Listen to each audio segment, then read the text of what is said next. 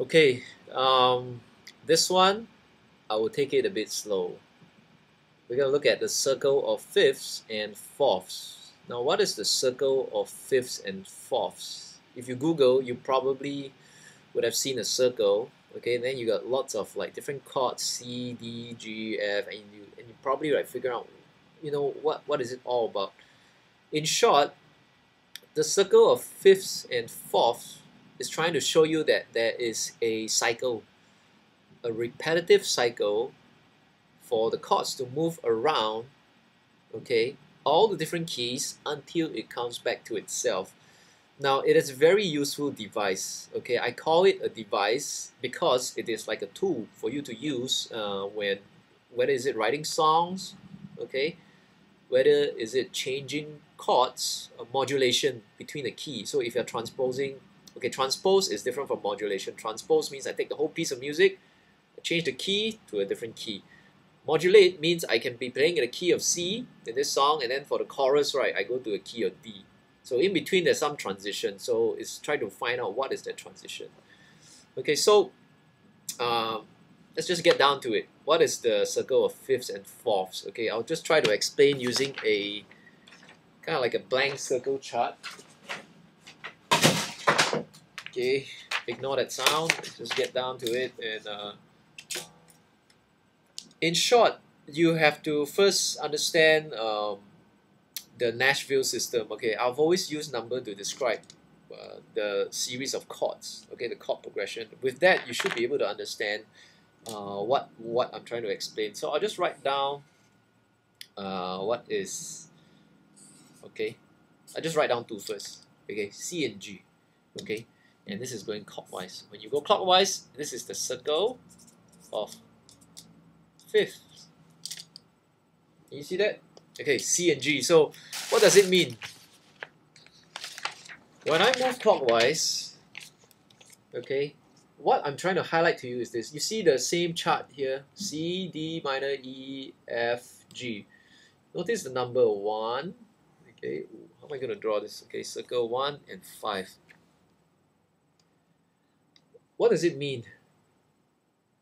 The fifth, or the perfect fifth, is actually the strongest chord that brings you back to the 1. Now, I'll give you an example. If I want to play a song,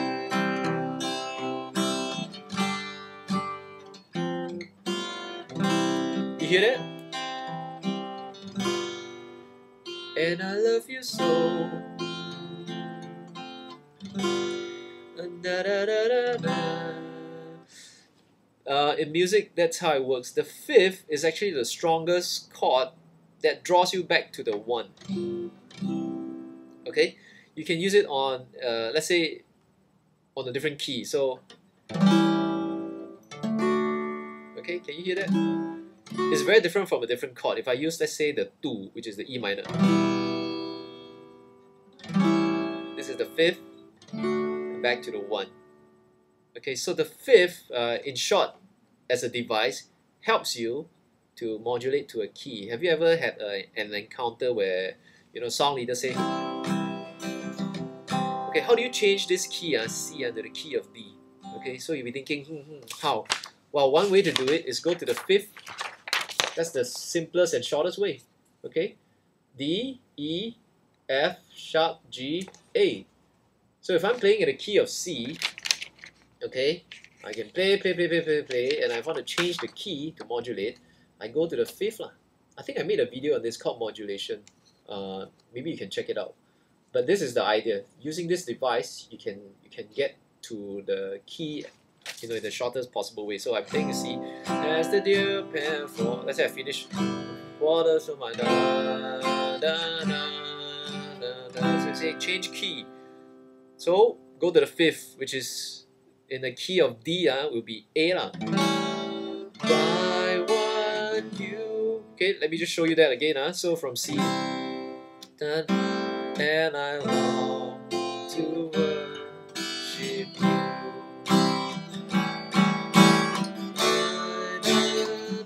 Okay, and it goes on and on. So the fifth is a very strong chord to pull you into the next key. Okay, so it's a very excellent modulation device. Now, besides the fifth, what else can I do?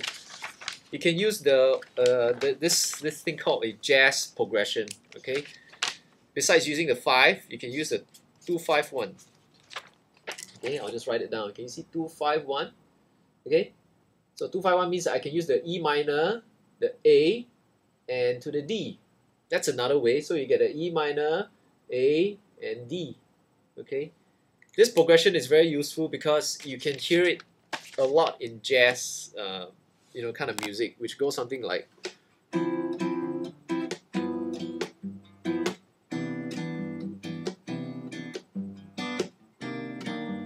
2-5-1. Okay. Now you can use this to modulate also. So I'll just give you an example of As the Deer. So,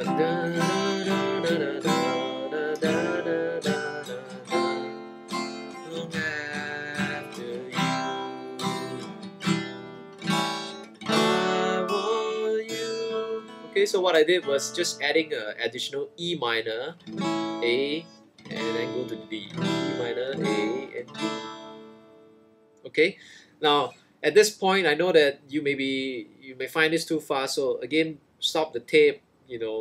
Repeat. You just play back what I've said and then see if it makes sense. Because I need to move along to the next thing called the circle of fifths. Okay. Now carrying on from what I said about using it as a modulation device. From here, we can tell that if I go to the fifth, it's very easy to find the root. Okay. So this is what it does. This is what it's showing you. If I want to find the root, which is C, I go to the fifth, which is G, correct? C, so you count C, D, E, F, G, okay? Okay, C, D, E, F, G. Now, let's derive this. What is the fifth of G? Okay, so we know that if we move clockwise, okay, by the way, this is clockwise, okay? Clockwise, C to G, not C to G. The fifth of C is G. C, D, E, F, G. So what is the fifth of G? Just alphabet.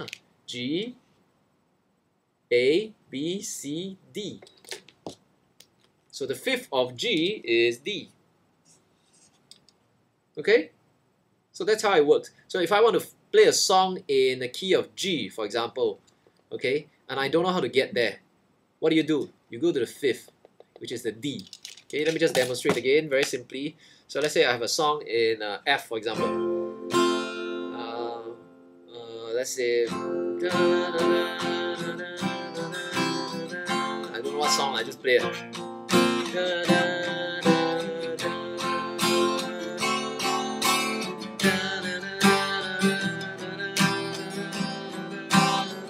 Okay, very simply, I just jump straight to the D, and it kind of sets you up to play in the chord progression of G. Okay, can you see that? I hope you can see that example. So moving right along, let's just go example by example until you kind of like allow it to get into your system. What is if D is your key, what is the fifth of D? Okay, so do it with me, your finger, D, E, F, G, A. Okay, so A will be the fifth of D. So if you like to sing in the key of D, or like to play a song in the key of D, A will be the so-called the fifth, or rather the modulation device that helps you to bring yourself to the key of D, which we just did, right? We played in the key of C as the deer, and then we want to go to the key of D, which is one step up. We went to this chord A. Okay? Clear so far? Let's move on. If I'm playing a song in the key of A, what is its fifth? Okay, circle of fifths. So A, B, C, D, E. Very simple. And let's just move on from E. What is the fifth? B. Okay. From B, what is the fifth? Okay, this is a bit tricky. What is the fifth? Fifth will be F sharp. Okay. And harmonically will be G flat. Okay, where's F sharp? So let's say if I play a song, this one I gotta show you. So B is, if B is 1, what you can do is you can also use the major scale. B, 1, 2, 3, 4, 5. This is all just playing the major scale. So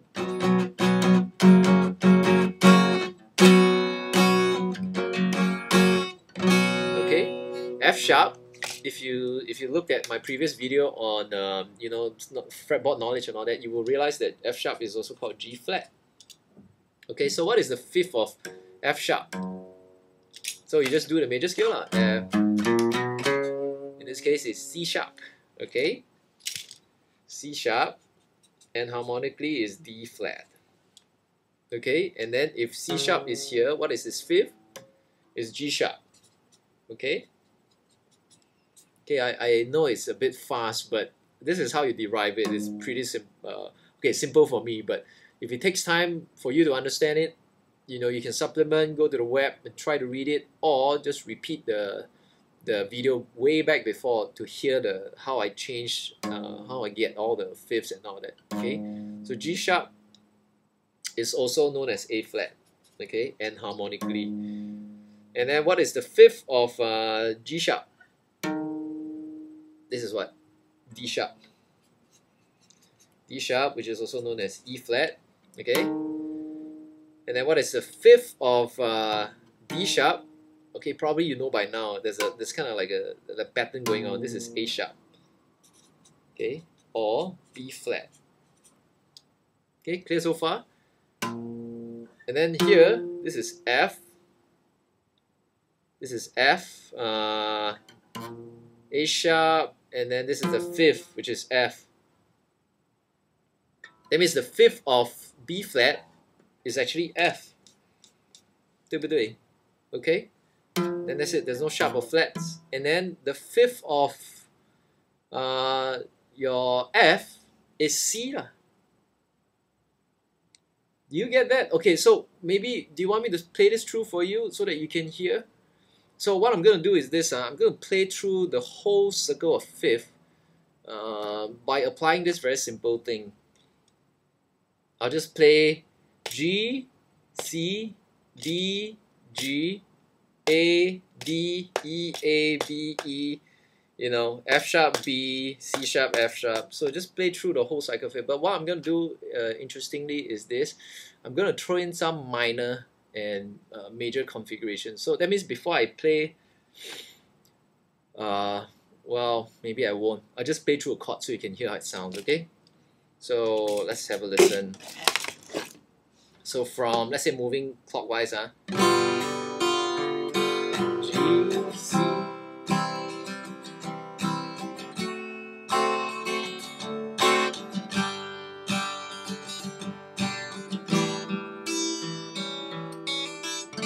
This is D to A, and then from to go to A, this is E to A. So every time I go, before I go to the root, I'm gonna play this because this is the fifth. Okay, that's why you hear it'll be very strong. Before I go to C, I'm gonna play G, G to C. Okay, before I go to G, I'm playing D to G. So that's how it works. Okay, so you know, if I play through everything, it'd be really boring. So what I'm going to do is this. Instead of playing everything and to save time, you can, again, like I say, I always say video, that's the advantage. You can always pause and refer back. So right now what I'm going to do is I'm going to go anti-clockwise. Now you see when I go anti-clockwise, what do you have? What you have is a circle of fourths. What is the circle of fourths? Now, circle of fourths is nothing more than just to tell you that your chord progression, sometimes a cycle doesn't have to be just the fifth. You can use the fourth also. Okay, you get very interesting result. So circle of fourths means that I can cycle between C and F, these two chords. Okay, your fourth is basically your sus4 also, which gives you a sound that is like sustaining and holding. So for example, you get a sound that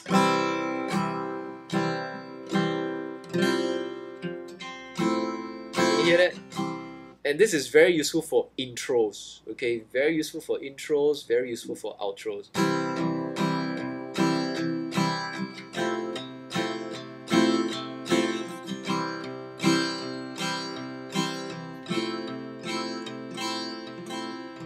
So in this case, I'm using the C and the F.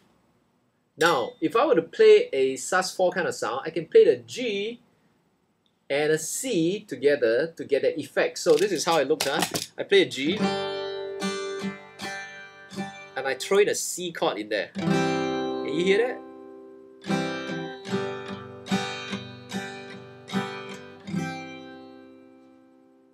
I hope this is has been ooh, a revelation. If not, then I would feel such a failure.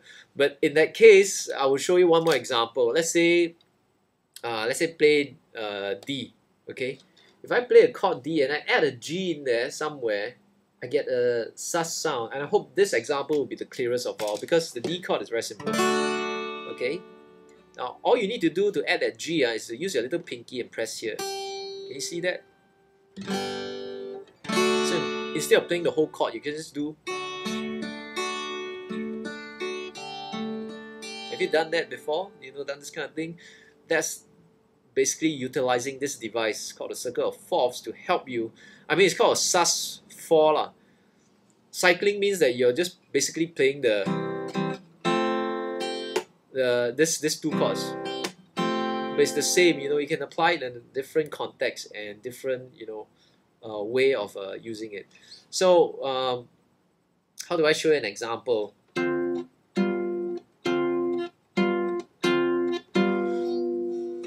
Let's see if this works.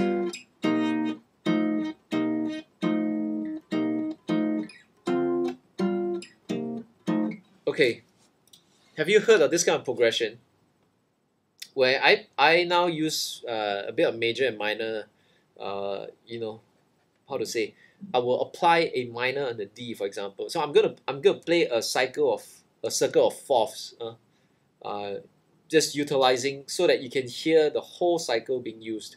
Okay, but what I'm going to do is this. I'm going to play D minor, then G7. Okay, and then I'm going to play C minor and G7. And I'm going to play F minor and then C7. Okay, and so on and so forth. So every time the chord, when I start, this is a minor, this will be a dominant 7. Okay, and then if this is a minor, this is dominant 7. This is minor, dominant 7. So you see, notice I'm going this way. So sorry, this is called a cycle of fourths. Okay, and you tell me if you've heard this, this movement before in music. Okay, one more time. I know very chonghei, but I need to say this. Okay, I'm going to start playing a D minor chord, and I'm going to play G7. Okay, and then I'm going to play later C minor, G7, okay, F minor, C7, and so on and so forth, until I come back to D minor, okay, D minor, G, and I'll end with a C, okay, and you can hear how the music can be quite fluid if you do that. I'm gonna use a bit of bossa style, so you can kind of hear how it goes and how maybe jazz musicians or even musicians make use of this device to move around and change keys using the circle of fourths. Okay, so this is how it goes. 1, 2, 1, 2, 3, 4. One more time. D minor, G. I'm going to C minor now. F7. Go to B flat minor.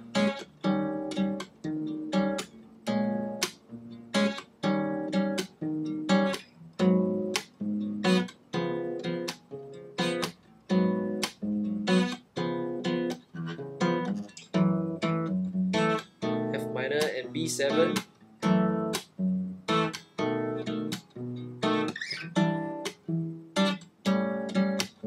This is E minor and A7.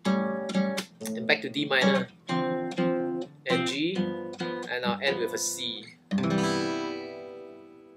Can you hear that? Can you hear the cycle? You want me to do it again? And this time, as I do it, I want you to just take your circle of fourths and just move down and see how I change the minor, how I change part of it to minor and major. So you get this this little chord progression, okay? And this little chord progression is based on a 2-5-1.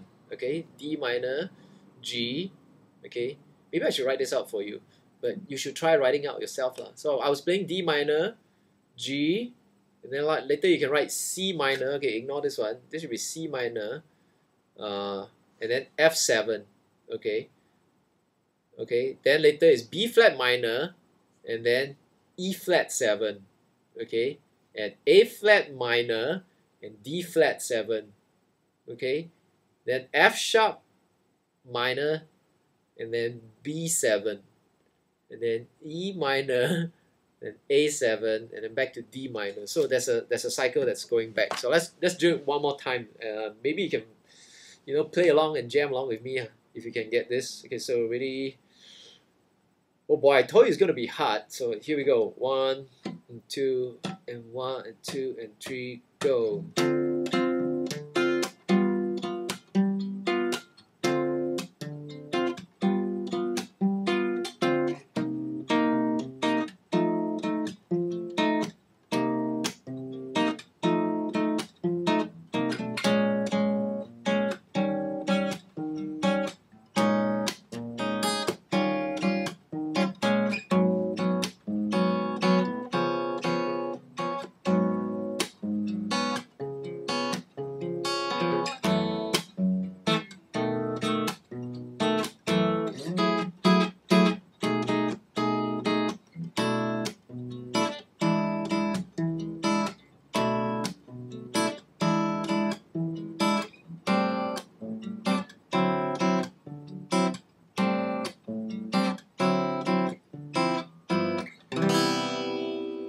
Okay, last part I changed a bit, sorry, but the whole idea is that you can actually move around like that.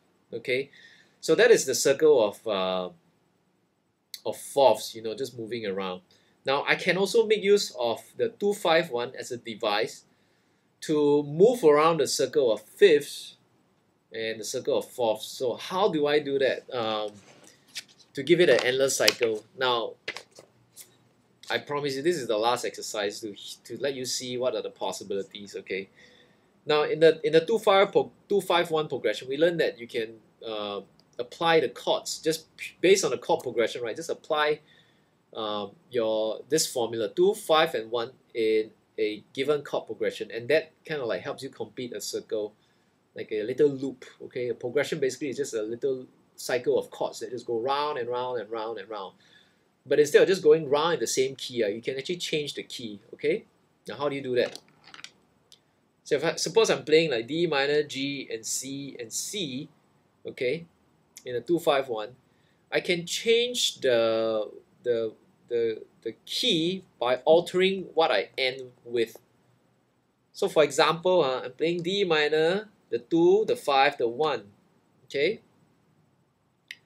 The next time I apply this progression, I change this to a 2, which is a C minor. Okay. So what do I get? C minor. So you just try to imagine with me. So C minor, and then you get F, and then you get B flat, right or not?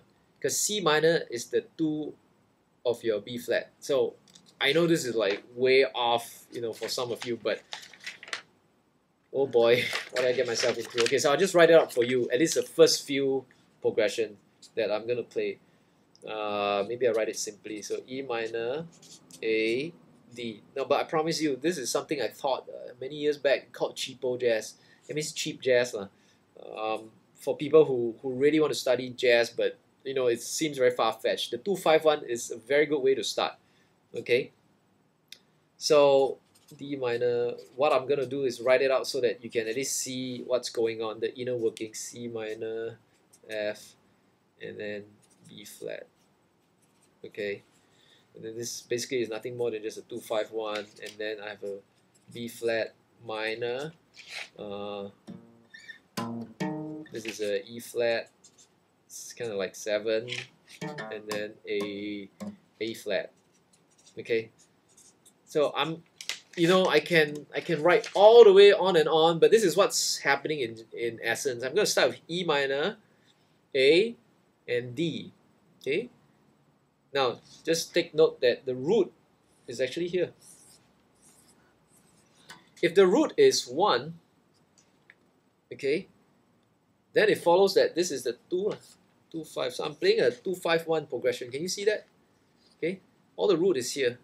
So I'm starting actually the song with the 2 first. 2 5 1. Then when I reach the 1, I finish here. I'm gonna continue by playing another 2 5 1, but I change the root to a minor, which is I change it to a 2. This becomes a 5, and this becomes a 1.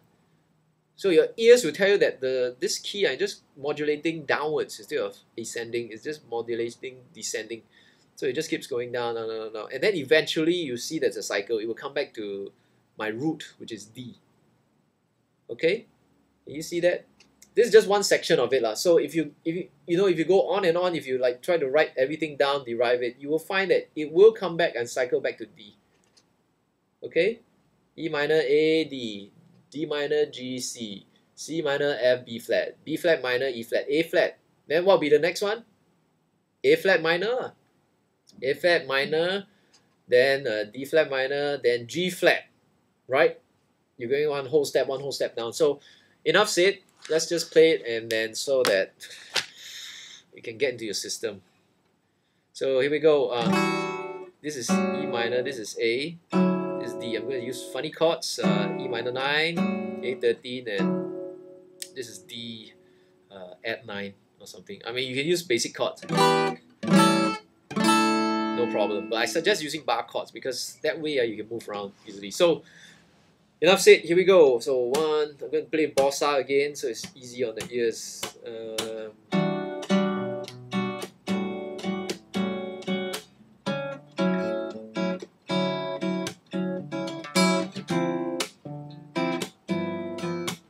going to C already.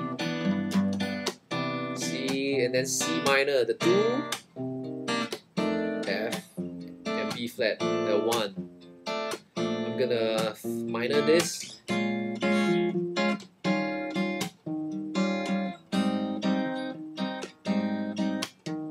Change to minor this. This is 2 5 1. 2 5 1. Interesting. I'm at E major now. I'm gonna the 2 minor, the 5, and the 1. You hear that? Okay, maybe I was narrating, so too irritating. I will just keep quiet. I'll just play it 1 through, so you can hear the 2 5 1 or the circle of fifths moving around the chords, the sequence of chords. So here we go. 1, 2, and 1, 2, 3.